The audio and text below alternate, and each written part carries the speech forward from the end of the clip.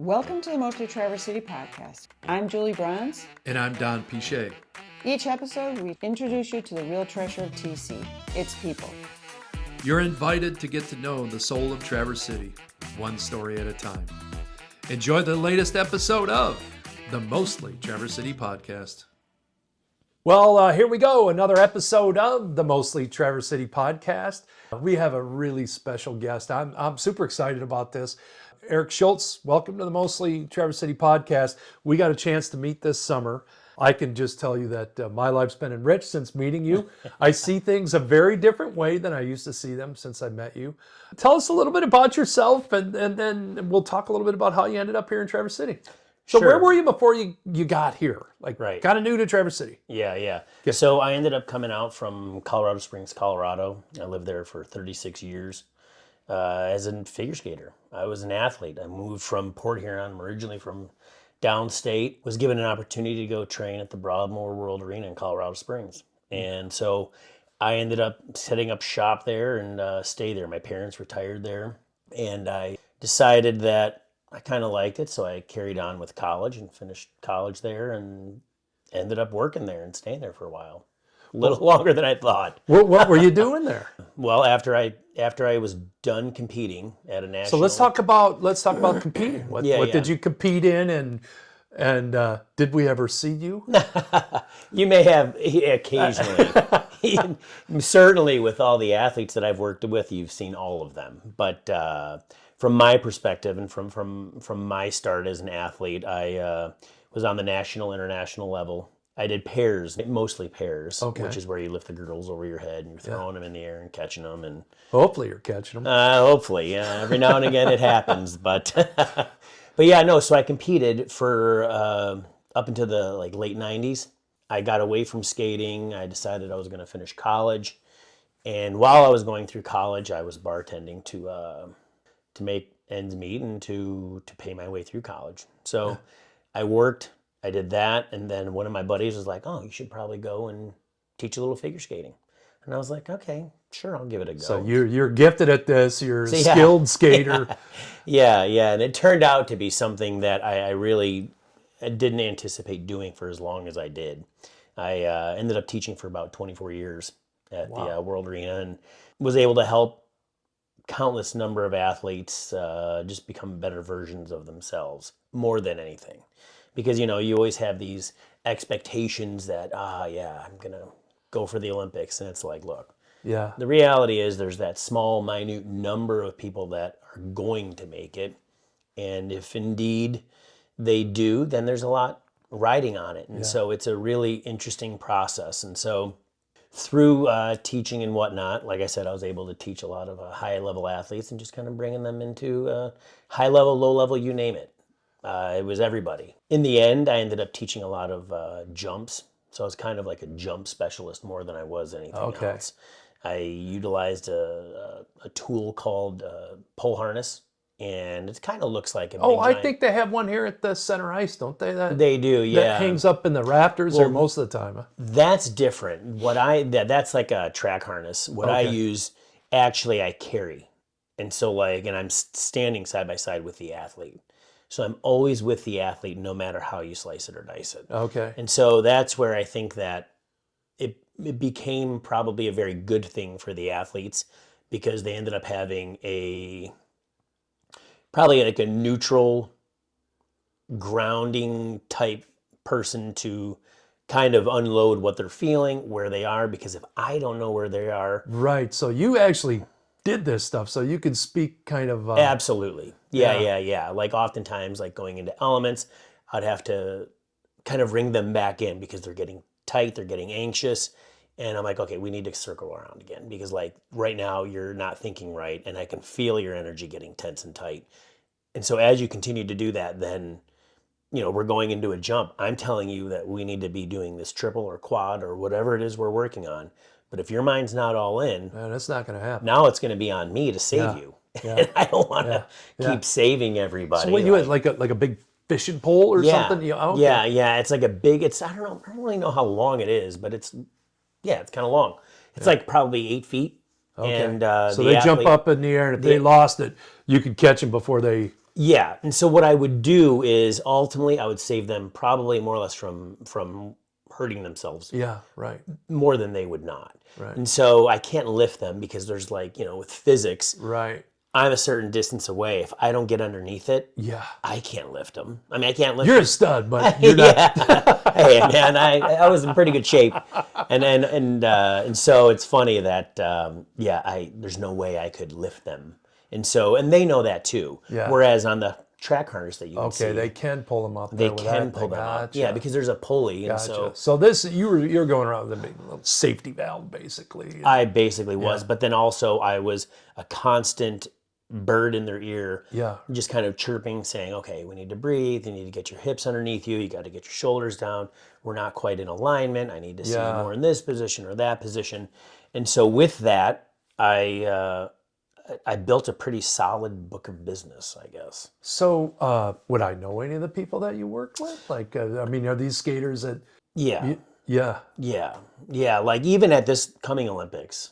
Oh, really? There's probably a pretty big handful of kids that I've taught, not necessarily in the last year, Right. but I've taught throughout their career in the past. Wow. Yeah. That's got to feel pretty.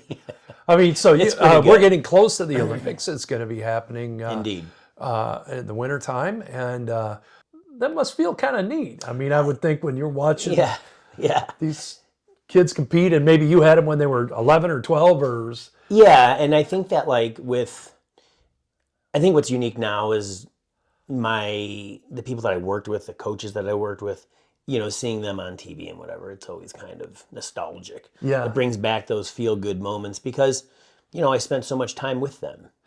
And you competed at those same levels Yeah, for a period of time. not quite the Olympic level for sure, but I mean definitely national, international, and I was lucky enough to train with the best of the best of the best. So you were out there in that season or that era, like what was that, Brian Boitano. Yeah. He came and did a show at our so the Broadmoor World Arena used to be like this. It still is. It's just different because it's not on the grounds of the hotel, and so we would end up having a Christmas show and we'd have a summer show. And they actually brought in, after Brian had won the Olympics, we've got an orchestra on the ice. Oh, goodness There's me. seating on the ice. Oh, my I mean, it gracious. looks like you're in a snow globe, like a Christmas tree or something. It's incredible. Like a kinder type market. I mean, it was incredible. And sometimes we had some pretty famous conductors come in too. So it wasn't like it was, your typical ice show. Yeah, This so it was wasn't like a full-blown. cassette thing. You got to hit the button. No. I mean, and you'd end up rehearsing with the conductor and with the orchestra cool. or the symphony. I mean, or the children's chorale too. They would come in and sing. It was nuts. And so it turned out to be a heck of a great experience. And I got to work with, I skated with Brian Boitano, but I got to work with some of the most incredible Russian coaches that were, they had multiple Olympic champions. So did you ever get a chance to meet the most famous skater of all? Who's that? Tanya Harding. Of course I did. Wow. Yeah, of course. Actually, so that one... Not famous for her skating skills. No. So that particular nationals that incident happened was in Detroit. That was in wasn't it? Detroit, yeah. And I actually was dating a gal who was on the ice when that whole thing happened. No kidding. So Yeah. you were right there. Yeah, so I was coming back. I actually won that nationals in junior That's the figures. way to go. Yeah. But it wasn't It was overshadowed. I would have known, but except for Tanya. That's right. I mean, come on now, a hometown boy. No. No, so Oh my God. We actually were walking down, and it happened at Kobo, and so we were walking by the door that somehow Everybody's walking because it was a practice session or something like that. Yeah. It was a full-blown practice session, and you saw where he blew through the glass, and somehow he fit through that glass because he was a big dude. Yeah. And he must have been cooking pretty good because he blasted through it. It was weird. It was bizarre to see. So if you don't know what we're talking about, and there's probably a good chance there's a bunch of people listening to this thing and say, what are they talking about? What that had to be like in 1980, 90, or I think it was 94. it was a pre-Olympic thing? Was there? Well, yeah, that was leading into that Olympics because that was when they went from every 4 years to staggering, like the summer and the winter, and the summer and the winter. Okay. So then it would happen. 4. So at any rate, look it up. Go Olympic figure skating '94. There was a bit of a drama at the Cobo Arena, and the legacy lives on. Oh, buddy, Yeah. as it did. Well, and then it turned out to be pretty good for everybody involved. Yeah. U.S. figure skating loved that. Oh. I mean, it was terrible. It was a tragedy that something like that would happen. But Yeah. man, I mean, the buzz around figure skating. Boy, yeah, it was in everybody's head from that point forward, it was, right? Yeah. It was. Yeah, you never know when your moment's going to come. So we got to meet over the summertime, and you're here in Traverse City now. And so talk a little bit about how you ended up here. Sure. Because Colorado Springs isn't the worst place in the world to be. No. I mean, with 300 days of sunshine. Sunshine. Yeah, we don't know at the moment, but I know it's up there somewhere. Yeah. Yeah, no, so I ended up coming out here. My family's been involved with McDonald's franchises since the 60s. Yeah. And so with that, I've always kind of wanted to be involved with it in one way or another. And it's not like I was having a midlife crisis. This is something that I had planned 25 years ago. But, children or marriage, children, and then sadly a divorce led me to staying in Colorado for as long as I did. Gotcha. And it just so happened that I had an opportunity to come out here with my sons and make a run at something that I always wanted to do, which was get into the business of McDonald's. So that's what you're doing now. That's what I do now, yeah. My family owns all the stores, a lot of them, even from Holland all the way up to here. Yeah. And so with that, it was a good opportunity for me to learn the business, to really kind of go in with both feet and to start something new. I mean, I've always enjoyed different activities and different things. And honestly, I've always enjoyed the business. I think it's something that, a lot of memories are made there. Sometimes good, sometimes not so good. But for the most part, I think that the legacy of my family is always intriguing because I want to be able to do I always want to be able to offer something like that to my kids. Yeah. Yeah. Yeah. That's super cool. And so since I've known you, you're grinding at these stores. I mean, it's not like I'm going to swing by there and see what's going on, but you're there early in the morning and staying late at night. And, Indeed. And when you say learning the business, it's not reading a book. No. I mean, you probably get to do that a little bit too, but there's some. I mean, ultimately, the best way to get into it is to have probably a little bit more structured setup. But I feel like the best way for me to do it is to get myself in the stores and really learning the grind, learning the people, learning the crew, learning each station, and then creating and building a business acumen that will allow you to get more involved, to become then a supervisor and then an owner operator. Yeah. So what a super. Now, I just, just as you were saying that and the kind of the tone that you use about it. I mean, I could feel this is serious stuff that you're doing, and it's beyond just selling a burger.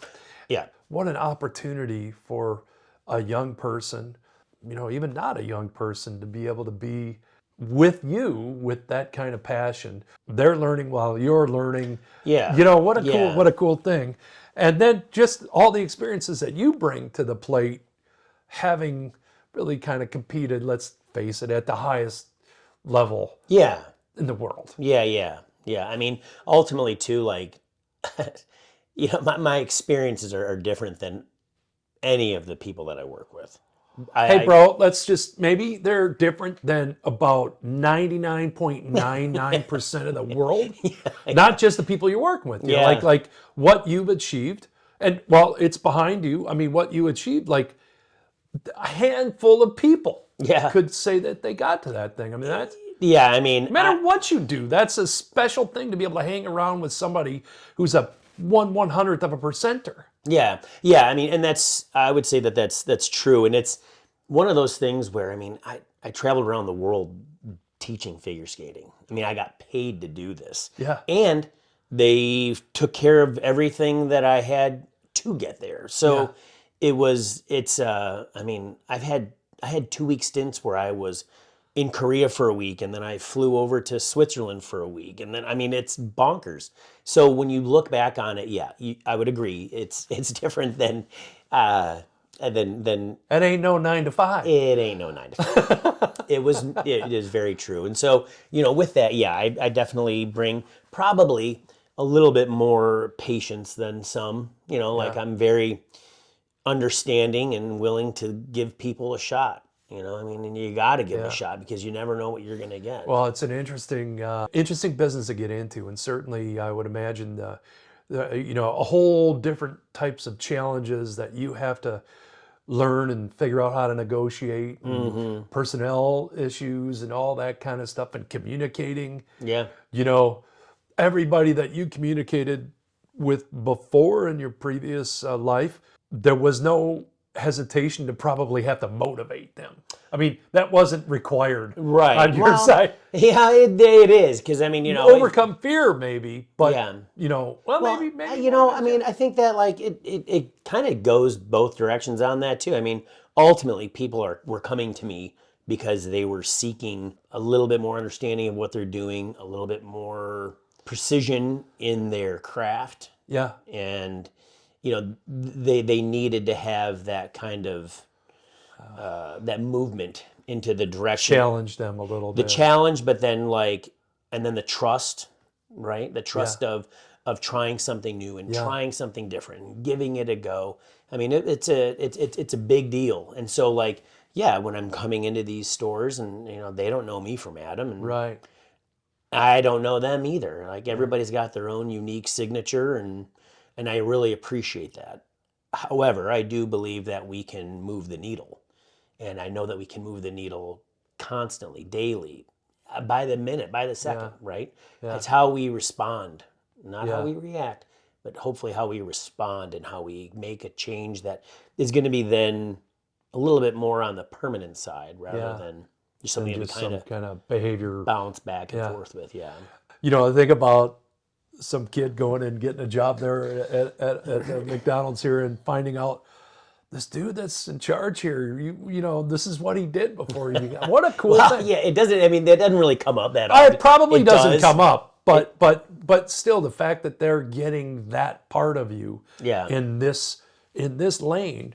Yeah. Still, man, your experiences, they make who we are as humans. They shape us. Indeed, they do. Here you are now. We got to connect a little bit. I know some of the things you love. Tell us about, what your experience and thoughts about Traverse City are now that this is home for you. Yeah, bro. This is home. This is home for us. Shultz boys are here. I've got 3 sons, and they pretty much run everything for me. I mean, they are where it's at. And so with my 3 boys, I got one out in Utah right now at school, but normally when we're together, heck, you'll find us fishing off the dock or in one of the lakes around here. We got some paddle boards, and we like to go and hit that up. I like to ride a lot, so I ride a gravel bike. Okay. Pretty much everywhere I didn't know that. Yeah. I like that. I mean, because, coming from Colorado, I think yeah, most people were outdoor. Most people are like, oh man, COVID was such a hard time, and I was like, I had the time of my life because I played golf and I mountain biked every day. Yeah, literally. I mean, I know that we weren't supposed to be out, or everybody's got their own restrictions or whatnot, but ultimately, my favorite thing to be is outside. Yeah. So it just so happened that I had 2 months off of just being outside. Yeah. Because it was probably the safest place to be. In our case, in Colorado, that's what we did. Yeah. So it turned out to be great, and so I do a lot of those same activities here. I play golf. And you're quite proficient. I believe you kicked my arse. No. Yeah. No. But I'm up for a match again. Just so you know. So you've been here a minute now. Yeah, I've been here about a year and a half, and I've enjoyed every bit of it. Your best day in Traverse City. What does it look like? I would certainly have breakfast with my kids, and then we would, you know what? How about the other day? I couldn't go to Bayside to get my whitefish dip, which is by far the best, in my opinion, in my experience. Plug to Bayside. Love those guys. My son walked up the stairs. This is the beauty of this area where we're at, is he walked up the stairs with his ski bag on his back. And I was like, what are you doing? He's like, I'm going to go skiing. And I was like, who's open right now? I didn't think anybody was. Right. And so he's like, well, I'm going to Highlands or Nubs. And I was like, wow, all right, well, give me 5 minutes and I'm going. Like, what are we doing? So like that's one of those unique things. In Colorado Springs, yes, we have outstanding skiing and it's big. And if you want to go bigger, you go to Vail Beaver Creek. Right. But like I was epic, so we did Keystone Breck prior to that A Basin, which was amazing too. And but it's like a 2 hour drive. Right. Right. So now it's not the same level of spontaneity. No. So, I think I kind of got over the idea of obviously you can't have that your cake and you can eat it too, but you can come pretty close, and we do. And I think that one of the beauties is our close proximity to those kinds of activities. Those fit Shultz boys. Yeah. Yeah. So like that would be one of my best days. Yeah. But otherwise, yeah, man, I'd go out on the water. I'd go do something. I'd either, this is one thing you and I have discussed a lot too, is I used to belong, in Colorado, you belong to a country club and you don't get to play too many other places. You do here and there, right? And you kind of have to set it up because Denver's got some good stuff. Obviously, northeast of Denver is going to be epic. Dead east of Denver is amazing if you know anybody that's a member of Bally. So, you have those options. Going south's pretty good, but nothing like probably where I was a member at the country club or at the Broadmoor or Kissing Camels too. I mean, there are some great options, but here, there's like 100 golf courses within an hour. It is kind of funny, a little epicenter. If golf is your thing. It is. Yeah. It's by far, in a way, the best. Actually, I had some friends come out this past summer or the fall, and we couldn't have timed it better because it literally snowed or rained or something really hard after they left. Yeah. And we played some of the greatest golf that we've ever played. Yeah. And it's like less than an hour away from here. It's an outstanding playground for adults. People that know you well, what would they say is your superpower? That's a good question. Superpower. For one, I'd wear a cape. For sure. No, what do other people see in you and say, that's one thing about you?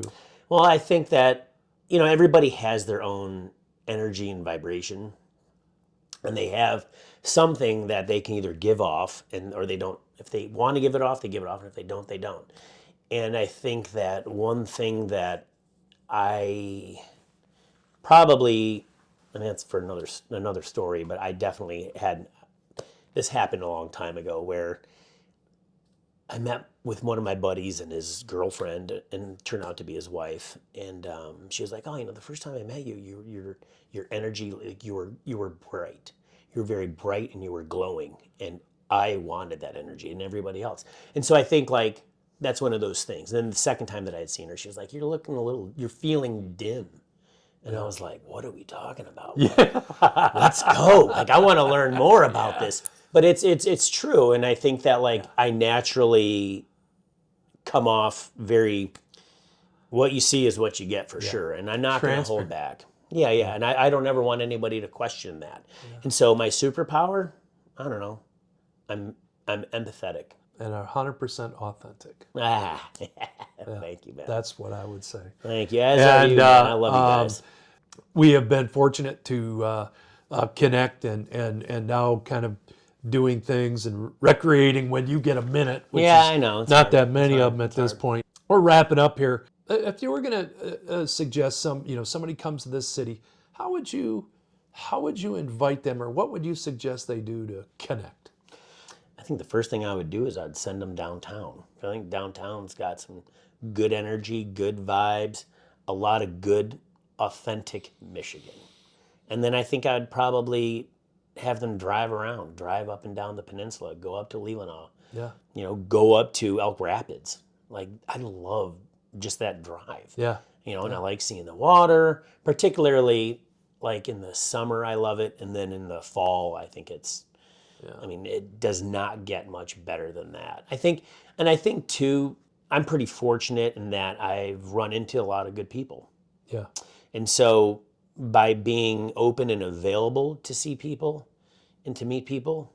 I think that Traverse City's got a lot of good people. I mean, it's funny that we call it Midwest, but like you get really good Midwest people that just are really just nice and genuine and caring, and and they're very proud of their town. I think you're right. And I think that's one of the things we're finding on the Mostly Traverse City podcast is that I think one of the things that people find is we attract amazing people here. Yeah. But they don't come looking for you. No. No. You have to kind of put yourself in the space. Yeah. And that's where like just getting to know you guys. And now we're going to be on the same curling team this buddy. winter. And pumped about that too. Excited that we have somebody who's competent on the ice. Not the curling ice, but we'll see. Not the curling ice, but I'll tell you, it's fun. Yeah. I enjoy it very much. So wrapping up, Erik, anything you want to add? I think ultimately it's, it's a pleasure to be here. Yeah. It's a pleasure to experience a new town for us. It's a good experience to be with people like y'all. It does not get much better when you can find people that, that are truly connect and are open to connect also. And they're out there. They're everywhere. Yeah. And sometimes they connect with you back, and other times it take a little time to warm up. It's okay. It's okay. Yeah, everybody's got their own path. I want to talk one more thing about these little stickers. I think it was the first or second time I met you. You gave me 2 or 3 of these little something like that, right? Yeah. And now I look around and I see these every now and again. I see them in places, you know what I mean? And you told me a little bit about what this is all about. So just share me a little bit about what is that? So, I mean, is there a video of this too? Because I actually brought some for you. Oh, look at there. Yeah, I actually did. There's one for you. It means I love you in sign language. And so what we're doing is we're spreading love rather than hate. A friend of mine passed away during, he was killed in the line of duty, and I wasn't really sure how to respond to that. Most people, they would gesture something negative when something upsets them. Yeah. And instead of, doing something like that, I thought, and this is something that my dad always did. He always told people, "Oh, I love you." Because he was German. Really? Yeah, and he had really messed up hands. I don't know why his fingers were so. My son's hands look the same.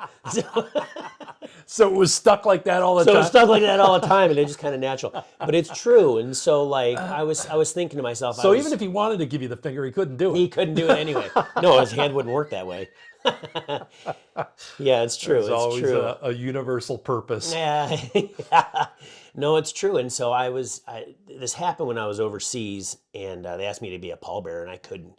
And so it turned out that, I was in this European town, I don't know, somewhere in Finland or something, maybe Croatia, I don't remember. And so I saw something that kind of reminded me of it, and I was like, that's what we're going to do. And so I owned a small rodeo at the time, which doesn't everybody own a small rodeo? I don't know how the heck I got into that, but I did. Oh, that'll come in version 2. But I did, yeah. And so I was like, I called my partner in the business, and I said, "Hey, Greg, I need you to do this for me." And so, because we have stickers, I got some other stickers that I brought for you too. These are Columbine stickers. Oh, Columbine, yeah, that's a state flower.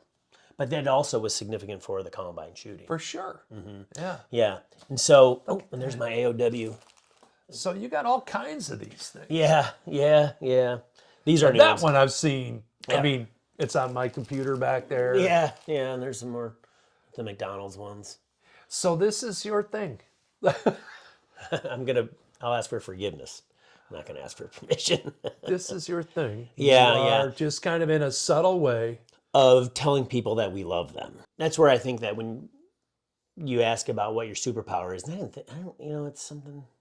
I think the empathetic part of me, though, is to love unconditionally and to never judge a book by its cover, right? And so I would rather give people the benefit of the doubt and tell them I love them rather than anything else. So that's super interesting. We've never really had that depth of this conversation. Yeah. You told me a little bit about that before. And I don't think that that you're not speaking, that comes from you, from an energy that's deep inside of you. But we're not talking about some kind of religious tenet. No. This is a belief system that's Yeah. just woven into you. Yeah, this is life. So there you go. So be on the lookout for those. And I'll give you when some. if you see this guy, he probably has one of those for you. And he authentically means that he loves you. I can tell you personally, our community is blessed by the fact that you and your sons are here in this town, that you have come in rolling your sleeves up.